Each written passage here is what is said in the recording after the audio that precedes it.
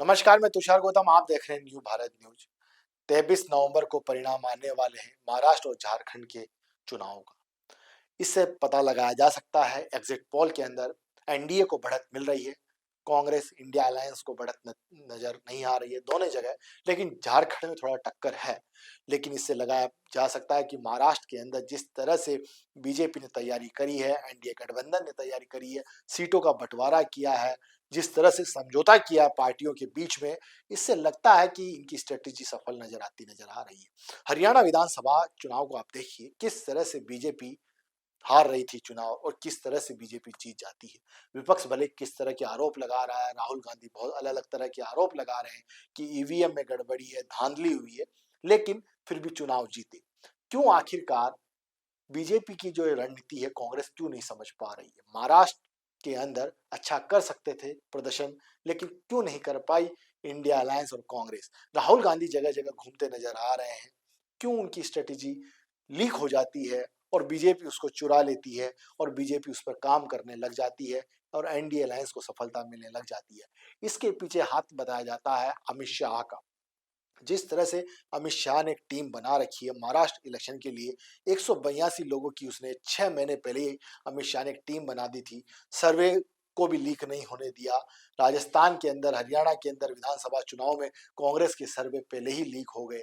आप देख सकते हैं कि किस तरह से कांग्रेस अपने सर्वे को लीक कराती है और बीजेपी किस तरह से अपने सर्वे को लीक नहीं होने देती है। इससे पहली सीढ़ी से ही पता लग जाता है कि कौन सफलता की तरफ जा रहा है, कौन चुनाव जीत रहा है। अमित शाह ने जिस तरह से 180 से लेकर 182 लोगों को भेजा है, चुनाव में उतारा था, और जिस तरह से वो मॉनिटरिंग कर रहे थे, रात की 11 बजे अमित शाह उस टीम के सभी लोगों से वीडियो कॉन्फ्रेंसिंग के माध्यम से, अमित शाह भारत या दुनिया के किसी भी कोने में हो, उन 182 लोगों से डेली 1 से 1.5 घंटा वो बतियाते थे रात के अंदर।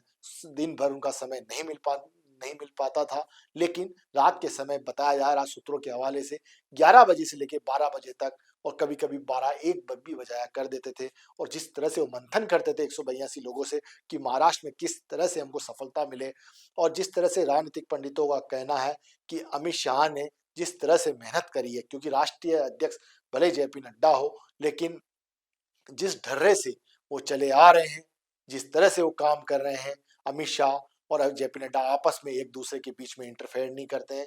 दोनों को अलग अलग जिम्मेदारी दे के रखते हैं और उसकी मॉनिटरिंग करते हैं माननीय प्रधानमंत्री नरेंद्र मोदी। लेकिन अमित शाह की जो 182 लोगों की जो टीम है, उनका कहना है कि 3 शिफ्टों में वो टीम काम करती है। प्रशांत किशोर भी उस टीम के सामने बिल्कुल कहीं नजर नहीं आते हैं। जिस तरह से 2013-14 के अंदर जिस तरह से प्रशांत किशोर ने बीजेपी की कैंपेनिंग को संभाला था, नरेंद्र मोदी की स्पेशल कैंपेनिंग को संभाला था, उससे भी कई गुना ज्यादा अमित शाह की जो टीम है वो कैंपेनिंग को संभालती है। और महाराष्ट्र इलेक्शन के एग्जिट पोल के जो नतीजे आ रहे हैं, उससे लगता है कि 182 लोगों की जो टीम ने सफलता दिलवाई है। और जिस तरह से टिकटों का बंटवारा हुआ, वहां पर कपड़े कुर्ते फाड़े नहीं गए और शांति से सबने टिकट एक्सेप्ट किए। जिनको टिकट नहीं मिला उन्होंने भले विरोध किया, लेकिन उनको भी मना लिया गया। उसी का ही नतीजा है एग्जिट पोल के अंदर बीजेपी इंडिया एनडीए अलायंस को, जो गठबंधन को, एनडीए गठबंधन को सीटें ज्यादा मिलती हुई नजर आ रही है। झारखंड के अंदर भी टक्कर का मुकाबला लाके रख दिया एनडीए अलायंस ने। इससे लग रहा है कि जो अमित शाह की जो टीम है उसने बहुत गजब प्रदर्शन किया है। अमित शाह की वो टीम 182 लोग कौन है, अगली कड़ी में हम बताएंगे वो 182 लोग कौन है। महाराष्ट्र इलेक्शन, झारखंड इलेक्शन की जो मॉनिटरिंग कर रहे थे, उनके बारे में हम आपको सनसनीखेज खुलासे बताएंगे, किस तरह से वो टीम काम करती है, उनकी क्या स्टाइल रहती है। आप देखते रहिए। उसके लिए न्यू भारत न्यूज सहयोगी अमित शर्मा के साथ मैं तुषार गौतम, न्यू भारत न्यूज से।